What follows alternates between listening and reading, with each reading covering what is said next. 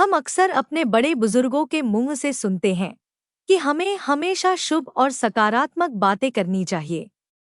बड़े बुजुर्ग कहते हैं कि किसी भी मनुष्य को अपशब्द और नकारात्मक बातें नहीं करनी चाहिए, क्योंकि क्या पता उस समय उनके मुंह पर मां सरस्वती विराजमान हो और वह नकारात्मक बातें सच हो जाए। आइए जानते हैं कि क्या ऐसा सच में संभव होता है। यदि होता है तो किस समय माता सरस्वती हमारी जुबान पर आसीन होती है।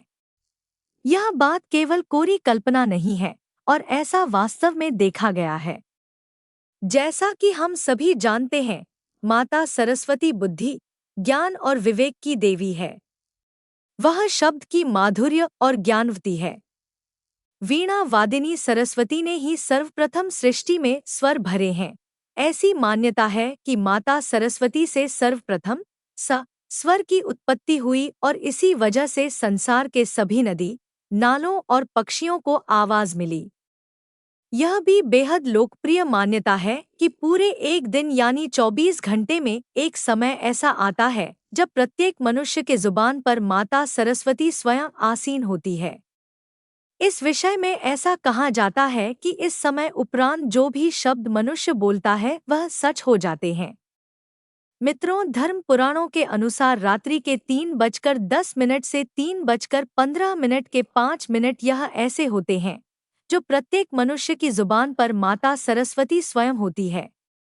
अब आप सोचेंगे कि इस समय तो कोई जागता ही नहीं है, तो इस बात का क्या आशय हुआ।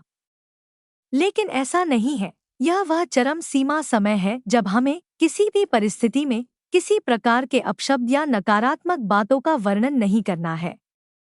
लेकिन इसका असर प्रातः काल तक रहता है, इसलिए आपको प्रातःकालीन यानी कि सूर्योदय से पहले और सूर्योदय के कुछ समय बाद भी किसी प्रकार के एक शब्द या नकारात्मक बातों का वर्णन नहीं करना है।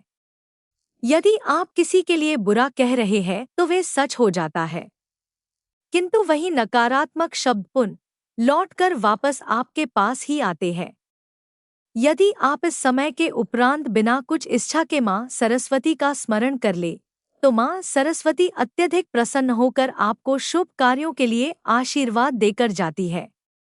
इस समय के उपरांत बहुत से पंडित ऋषिमुनि यज्ञ कर रहे होते हैं। यज्ञ के दौरान ऋषिमुनि जिस भी देवता का आवाहन करते हैं वे प्रकट हो जाते हैं।